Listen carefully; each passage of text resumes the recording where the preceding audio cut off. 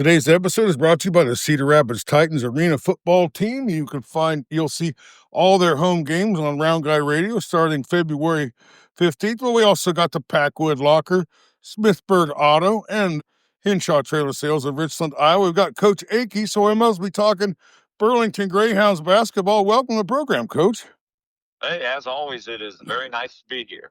Well, I can't remember how many games it's been since I talked to you, but I know you got a hard-fought win against Fort Madison and a nice little win over Fairfield, a couple district wins back-to-back. I actually was doing the game between Holy Trinity and Notre Dame. I typed in Notre Dame High School, but it took me to the Burlington High School, which apparently is only like across the street from the other one. But yeah, I was in the parking lot for that game with West Burlington until I figured out where I was at and went across the street. Maybe I should have went in there and seen your game because that sounded like a good one. It was a good one. Well, welcome to the program. If you remember where the last time was I talked to you, can you catch us up a little bit with how things have been going? I feel like we may have talked right after that Fort Madison game. Oh, well, maybe we did during the break there. I might have. But you're off to a good start here. Yeah, we opened up our after Christmas schedule on Monday with Fairfield, and that got us to 3-1 in the conference, and getting that win also got us back to 500, and we're sitting at 4-4, headed to Washington on Friday, and Davenport Central coming to town on Saturday. Well, it sounds like some tough matchups ahead. Tell us a little bit about Fairfield there. They got the Zillman kid. He got 19 points last night as Fairfield bounced back and gets a win against a very highly ranked Centerville team. What did Fairfield have? What kind of athletes they got there, and what do you think of their team? They're a really well-coached team.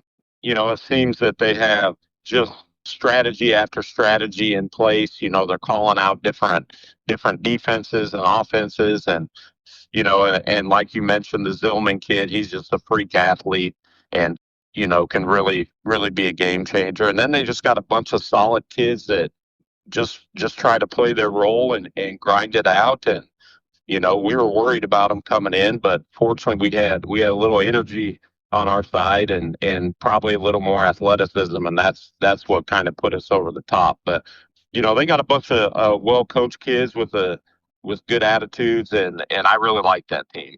All right. Well, Mercury and Morris seem to be playing pretty well. Mikey there, he was playing pretty good. Tell us a little bit about some of your performers in that game. Yeah, well, that was the thing. We had a really phenomenal night. We had 3 guys in double figures and then a couple more at 9 points. We played 10 guys and all 10 scored. It was really just a rounded game.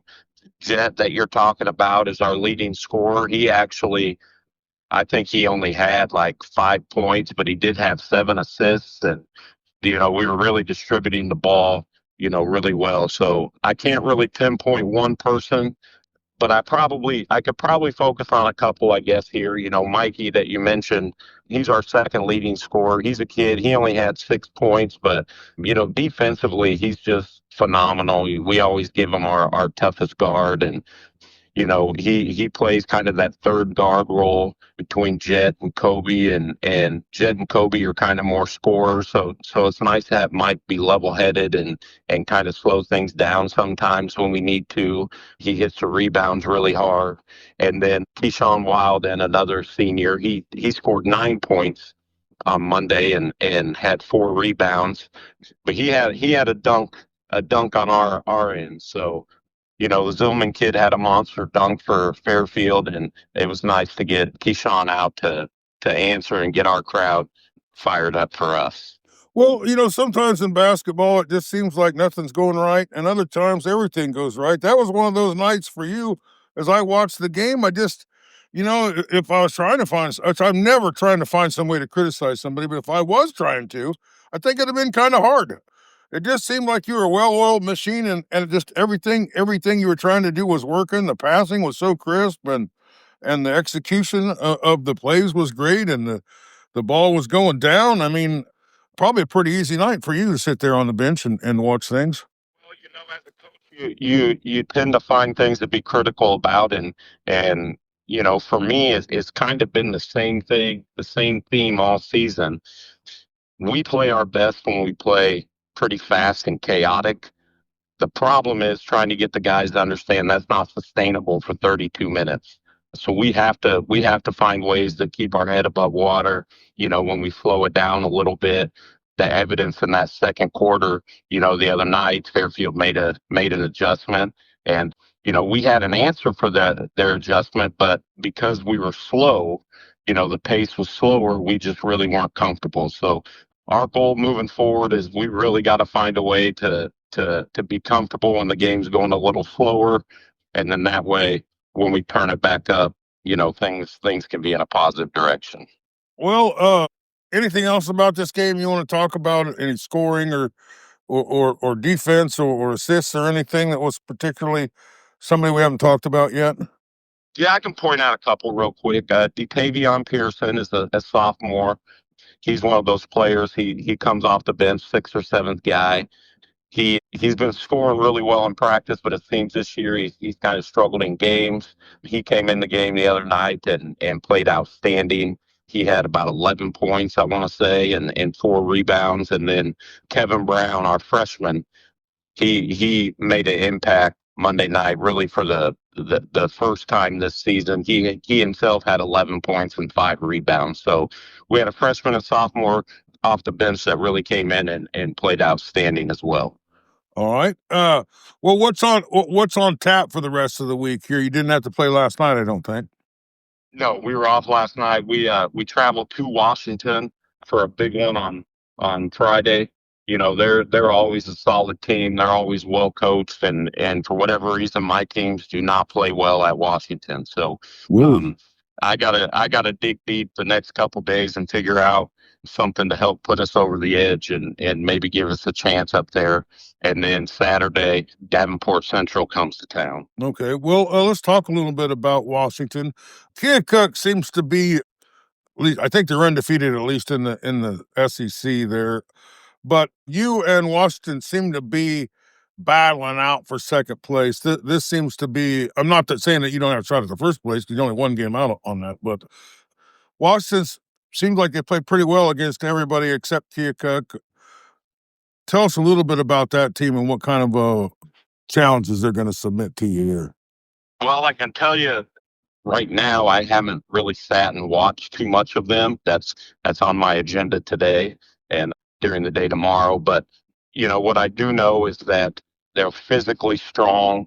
Every year they're physically strong. They're disciplined, but they just work hard. They try to go get rebounds. They try to take charges. They dive on the floor for loose balls.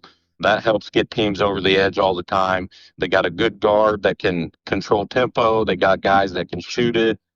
In years past, they've been bigger than us. I don't think they have that advantage size wise this year, but we're going to have to be able to run them off the arch a little bit and make sure that we're the ones controlling tempo if we want to go in there and have a chance. Well, I've seen some teams that are kind of cool, calm, and collected, and I've seen some other teams get behind and they get nervous and they get antsy. And your team seemed like the first kind against Fairfield in particular. It seemed like they were cool, calm, and collected. Is that something that you can coach, or is that just something that's kind of within the players, or is it a little of both? I'd like to think that the demeanor of our coaching staff kind of helps that, but really what it boils down to is their personality. And sometimes it can be frustrated. We won by 30 the other night, but we've also lost by 30 this year, and the attitudes kind of seem the same, either way. So I don't know if that's a good thing or a bad thing, but I know that's who we are, and I do appreciate the fact that we haven't been in position where we let the moment get too big. We don't seem to get too down. We just kind of go with the flow. And, I do think there's a lot of strength in that. I do hope that as the season goes on, we get a little more urgency in some of those difficult situations.